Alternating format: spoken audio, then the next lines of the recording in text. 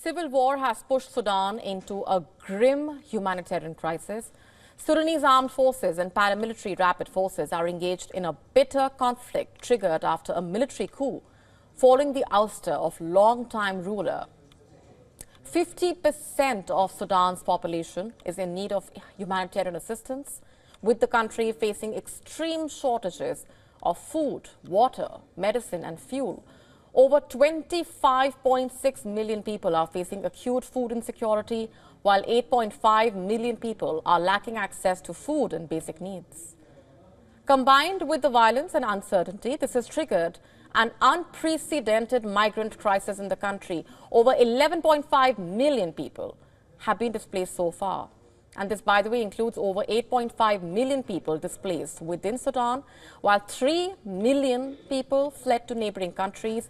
Egypt is hosting the largest number of Sudanese refugees, followed by South Sudan, Libya, Uganda, Ethiopia. Several attempts at peace talks led by the US and Saudi Arabia have failed to yield a solution to the conflict. Sudan's military and its allies are making advances in rebel rapid support forces controlled areas, dealing a major blow to the paramilitary group. Sudanese army recently claimed it had taken control of Sudan's main oil refinery in Al-Jali.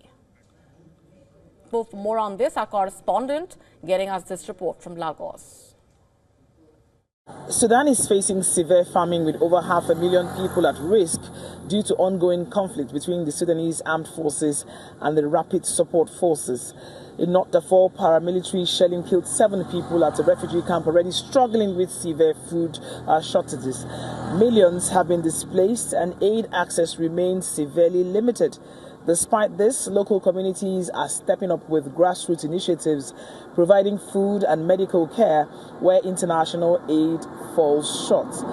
The world is calling for ceasefire and urgent humanitarian action, but with no resolution in sight, Sudan's crisis continues to worsen. To stay up to speed with the latest news, download the WION app and subscribe to our YouTube channel.